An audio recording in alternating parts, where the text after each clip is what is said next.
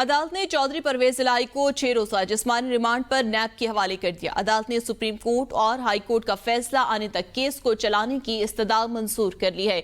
आमदन से ज्यादा साजात केस का ये मामला है। चौधरी परवेज इलाही का 21 अगस्त तक जिस्मानी रिमांड मंजूर कर लिया गया है। नैब कोर्ट लाहौर ने नैब की इस्तदा मंजूर कर ली है। बात करते हैं असद शाह से। जी असद शाह, आगाह कीजिएगा परवेज इलाही के केस के हवाले से।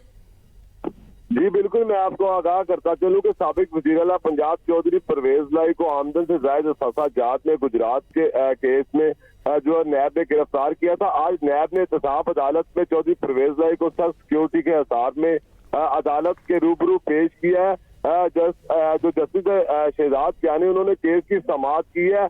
चौधरी परवेज इलाही को 6 रोजा जिस्मानी रिमांड पर नैब की इस्तदा पर जो है वो नैब के हवाले कर दिया गया। चौधरी परवेज इलाही 21 अगस्त तक जो है वो नैब की हवाले रहेंगे। नैब उनसे तहकीकात करेगी। 21 अगस्त को चौधरी परवेज इलाही को दोबारा अदालत में पेश किया जाएगा। मौजूद जज का कहना है क्योंकि मैं आपको ये बताता हूँ कि हाई कोर्ट और सुप्रीम कोर्ट में भी चौधरी परवेज इलाही के लिए जो दरख्वास्तें हैं वो दी गई थी, इसलिए चौधरी परवेज इलाही के जो हाई कोर्ट और सुप्रीम कोर्ट के फैसला आने तक जो है नैब टीम को तहकीकात करने की इजाजत दे दी गई है। चौधरी परवेज इलाही के वकील ने 5 मिनट जो है वो मौजूद अदालत से मांगे थे कि उनको उनके क्लाइंट से मुलाकात करने थे, उसके बाद समाअत की जाए।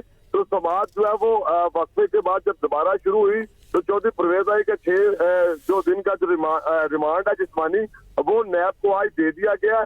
चौधरी परवेज इलाही की जानिब से उनके वकील ने जो है वो दलाइल दिए। उन्होंने कहा कि ये जो चौधरी परवेज इलाही पे मुकदमात हैं ये सियासी मुकदमात बनाए गए हैं, लेकिन चौधरी परवेज इलाही के खिलाफ जो प्रोसिक्यूटर जो पेश हुए थे उन्होंने जो है नैब प्रोसिक्यूटर ने कहा कि चौधरी परवेज इलाही पे जो है वो 1.25 अरब रुपए करप्शन के केसेज है जिनके शवाहिद मौजूद हैं, और जो है वो चौधरी परवेज इलाही के जो फ्रंट मैन है उनको भी गिरफ्तार किया जा चुका है।